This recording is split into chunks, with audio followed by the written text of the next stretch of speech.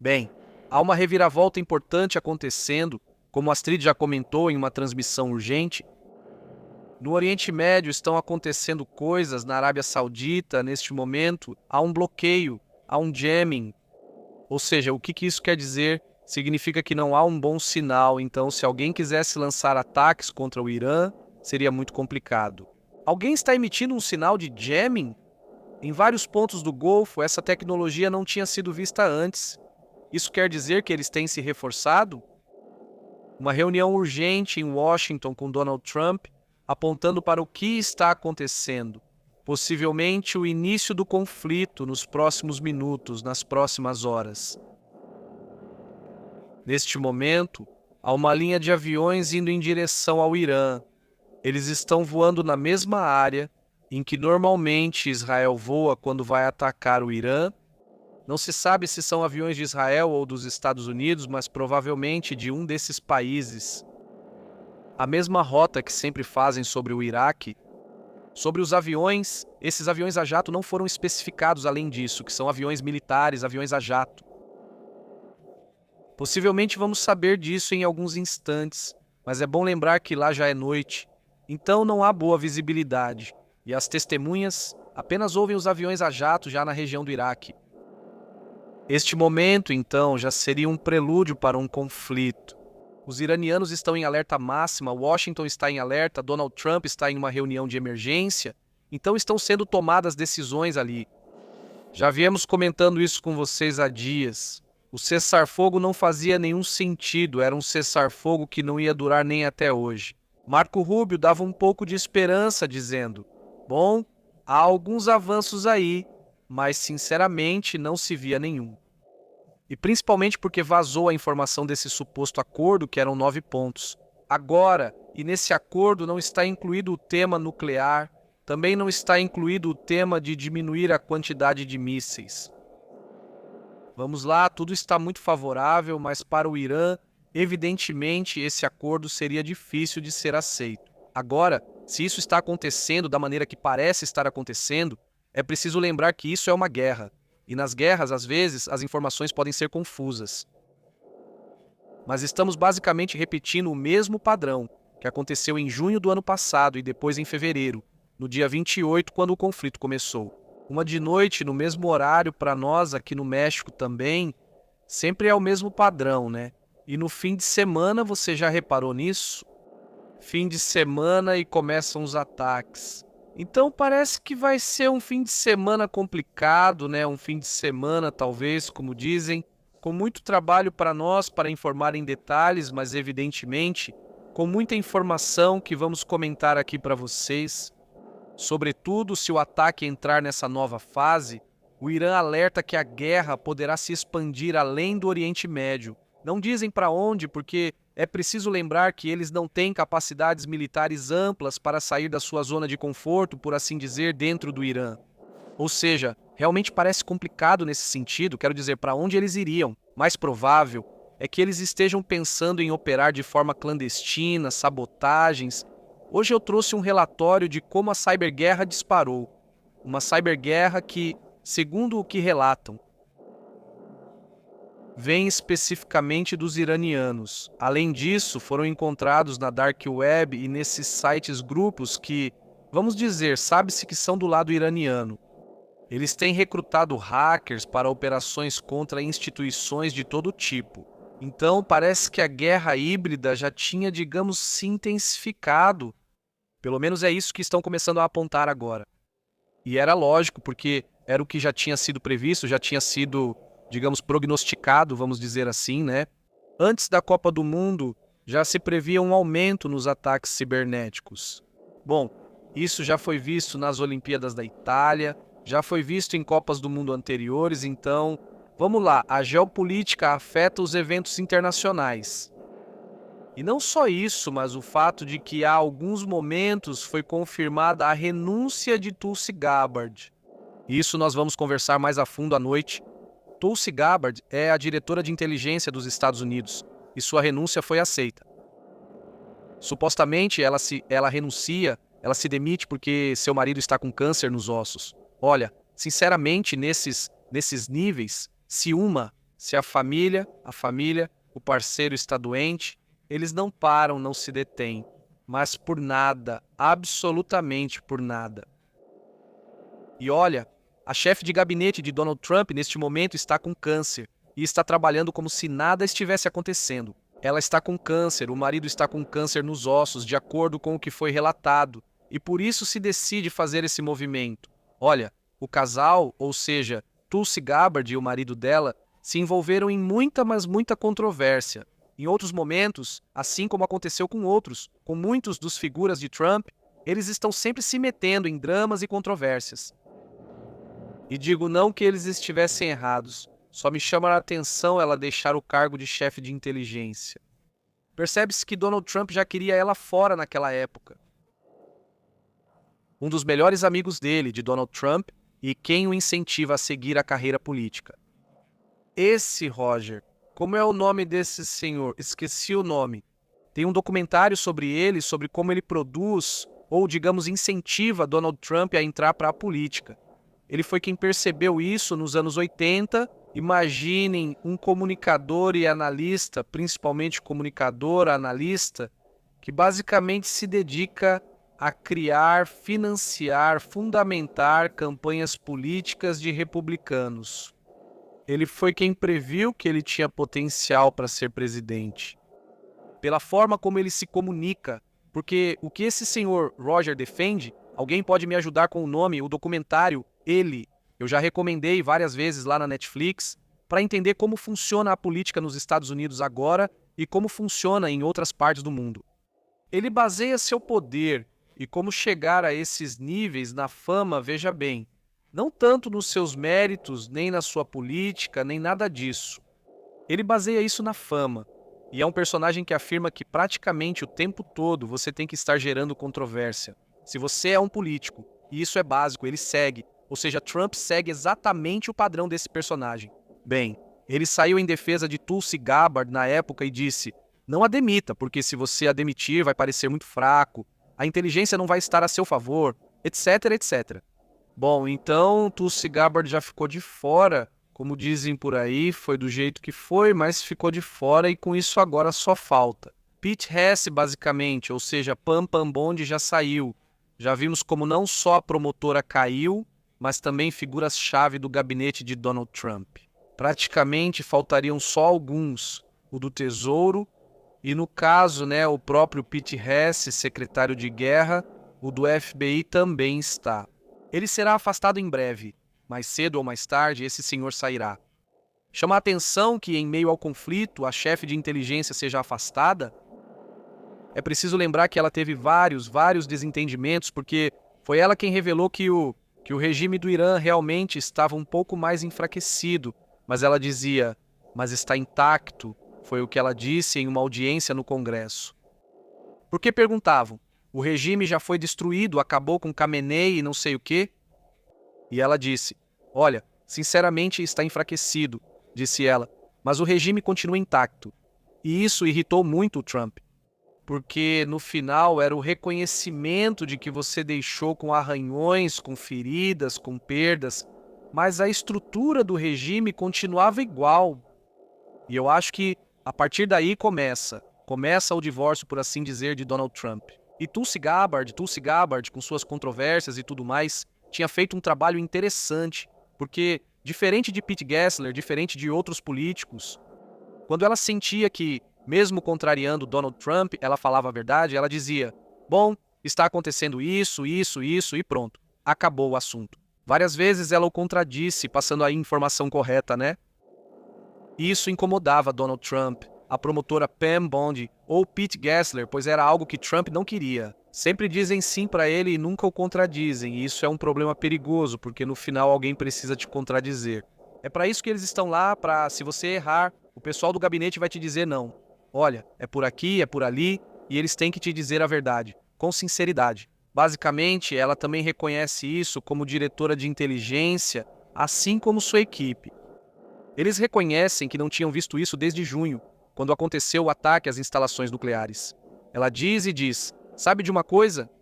Não há provas nem evidências da destruição das instalações nucleares. Elas foram encobertas e estão subterrâneas. Não há provas de que tenham sido destruídas, ou seja, ninguém conseguiu entrar para verificar isso. E não se vê a estrutura caída, só dá para ver onde as entradas estão destruídas. Mas fora isso, não sei, não se sabe. E ela reconhece isso diante do Congresso, e isso também já desde junho do ano passado. Isso já tinha incomodado. Depois, a inteligência volta a dizer dessa vez: olhem, 75% dos lançadores de mísseis continuam funcionando. No começo não estavam funcionando, mas voltam a funcionar. Eles consertam rápido e continuam operando. E falam que 70% dos drones e mísseis continuam funcionando. Hoje também há inteligência. Eu acho que essa foi a gota d'água, porque nós também relatamos isso hoje. Onde a inteligência dos Estados Unidos diz: olha, além de tudo isso que acabei de dizer já foi comprovado. Já há provas de que o Irã está fabricando drones e fabricando mísseis, ou seja, já estão novamente com capacidade de fabricação, ele diz. Eles estão, como disseram, se reativando mais rápido do que se pensava. E isso, eu imagino que foi a gota d'água. Trump não deve ter gostado disso, porque, no fim, é um regime irritado com você que você não conseguiu destruir e agora ainda se fortalece. Bem, obviamente, claramente com uma intenção que é, responder. Então, como vai responder? Não vai responder atacando diretamente, mas vai responder atacando os países do Golfo, ao petróleo, ao estreito, dominando o estreito de Hormuz, etc. Então, não há uma intenção de liberar o estreito de Hormuz, certo? Então, diante disso, a única solução, imagino que eles devem ter calculado, é essa. E sobre esse assunto, desta vez, diferente de 28 de fevereiro, diferente do ataque de junho, desta vez parece, e isso teremos que esperar mais um pouco. Mas parece que o movimento não é iniciado por Israel, e não é iniciado pelo Irã, não é iniciado pelos Estados Unidos e não é iniciado por Israel. Desta vez parece, e isso, insisto, ainda não temos todos os detalhes, mas parece que quem inicia é o Irã. O movimento não foi um ataque, mas eles adotaram postura ofensiva ao iniciar o bloqueio de sinal e outras ações. Então, agora estamos analisando todas as informações e à noite vamos comentar sobre isso, mas está super agitado. Ou seja, não vai ser um final de semana normal, claramente vai ser um final de semana onde as coisas já vão acontecer. Na verdade, já estão acontecendo, né? Tudo isso que acabei de comentar em uma sexta-feira, 22 de maio, é bastante intenso. Ou seja, que serão as últimas 2 guerras, pelo menos, e uma série de situações que vêm escalando, sempre escalam depois que o petróleo e os mercados fecham, sim. Ou seja, os mercados fecham. Eu falei para vocês, olha, está tranquilo, ou seja, está calmo, o petróleo está até caindo, $104. E eu disse para vocês, quando faltavam 20 minutos para o mercado fechar, eu falei, olha, são quase 4 da tarde em Nova York, os mercados vão fechar. Eu sempre disse, antes dos mercados fecharem. Eles vão tentar fazer alguma coisa para gerar medo nos mercados e fazer os preços colapsarem ou subirem no caso do petróleo. Mas nada aconteceu, nada de bom. Após o horário do mercado, se houver movimento de Israel ou dos Estados Unidos, geralmente é uma resposta.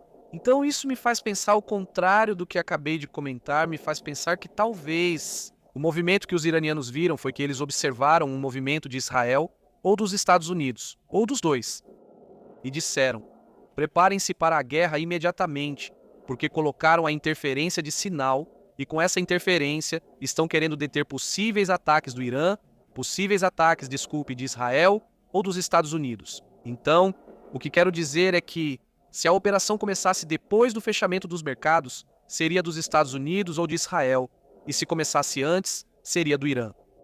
Porque eles querem atingir os mercados e aos Estados Unidos interessa que o petróleo caia. De qualquer forma, o ponto é que os mercados estão fechados agora. Se estivessem abertos, muito provavelmente estaríamos vendo o petróleo disparar de novo para 116, 120 ou mais.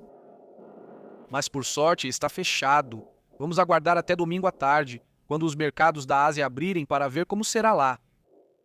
Mas independentemente disso, vamos ficar atentos, informando em detalhes como está o conflito, certo? Até onde essa situação vai escalar? Vou rapidamente para os comentários. Já estamos indo para o estúdio para conversar. O trajeto vai estar um pouco complicado, com trânsito, pelo que estou vendo. Essa é a hora, né? É a hora, evidentemente, de trânsito e tudo isso. muito boa noite, como você tem estado? Saudações, vamos ver quem está por aí. Marcela, como você tem estado? Marcela, saudações, muito boa noite, Marvin. Saudações, como você tem estado? MT Fidel diz, vamos ver. O Irã fez isso, eles fizeram isso, escondendo muito armamento e espero, em sua espera. Gastaram a munição norte-americana para tirá-las hoje possivelmente, Carlos. É preciso lembrar que gastaram munição demais e muito cara ainda por cima. Então, já havia sido avisado que as futuras guerras aconteceriam com enxames de drones, com armas muito baratas, mas muito, digamos, massivas. Então, funcionou com a Ucrânia ou está funcionando com a Ucrânia neste momento? E nessa guerra que foi se adaptando, a Rússia também teve que entrar no jogo. Com os drones, não teve outro jeito. E assim estão as guerras. E os próprios iranianos participam da guerra de forma direta, não indireta, de forma direta, com armas. E sabe-se que há iranianos dentro da Crimeia operando, mas desde o início. Ou seja, esse é um ponto, né? Não é que eles tenham tropas, mas tem assessores, tem militares operando os drones e aprendendo com eles, certo? Então, esses famosos Shahed que causaram muitos problemas e que os ucranianos sabem como deter, certo?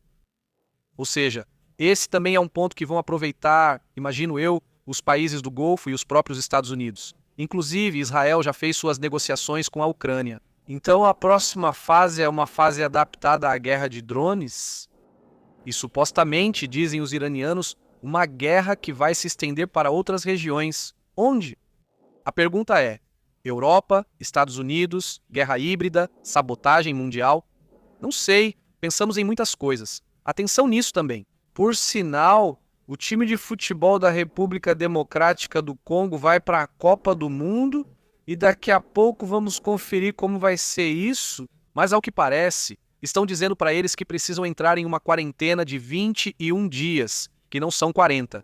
Neste caso, são 21 dias, porque a Copa do Mundo começa em 20 dias, então basicamente eles têm que ficar em quarentena a partir de hoje, né? Desde já, para ir à Copa do Mundo e entrar nos Estados Unidos, será interessante observar como lidarão com esse assunto. Porque obviamente não é só o time da seleção, mas toda a equipe técnica que vem da República Democrática do Congo. Que Copa do Mundo estranha, né? Tão geopolítica, cheia de coisas estranhas e interessantes. É isso, sigo lendo os comentários.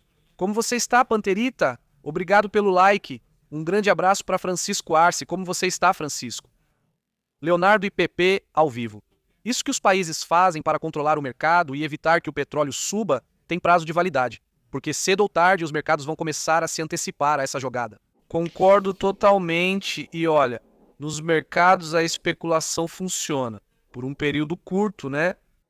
Mas na realidade do dia a dia sempre vai chegar a venda e a compra verdadeira do produto, seja ouro, petróleo, o que for. Então, se de repente já não houver tantas compras, vamos dizer, né? E já estou comprando da Venezuela, México, Inglaterra, de quem vende petróleo, seja quem for.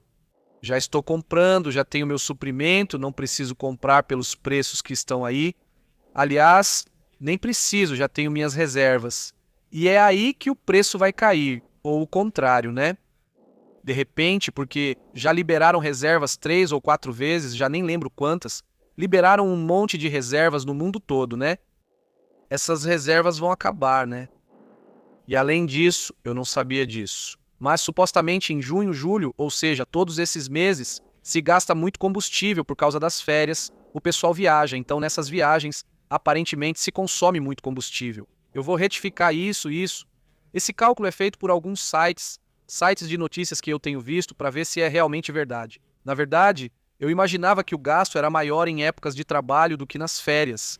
Mas enfim, o ponto é que eles calculam que o fornecimento não dura muitos meses.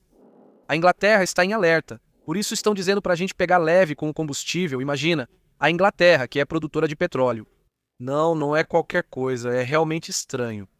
Sinceramente diz, como você tem estado? Olá, Carlos A. Bom, a toda a comunidade que está chegando, muito obrigado, Leonardo Pantera e Panderilo. A todos, nos vemos em um instante. Continuamos com as informações do que está acontecendo no mundo. Hoje está um dia bem bonito. Colocamos, mostramos aqui o céu para que vejam o lugar. Olhem só, está super bonito. Estamos com 33 graus, o sol já está praticamente escondido. E já estamos na clássica hora mágica, não é? O céu está limpo, dias de chuva, todas as arvorezinhas muito verdes, não é? Então, está ideal. Vou compartilhando com vocês mais adiante o que for acontecendo. Muito obrigado por compartilhar, por dar like. Olha, a gente se vê daqui a pouco na live já à noite. Até logo.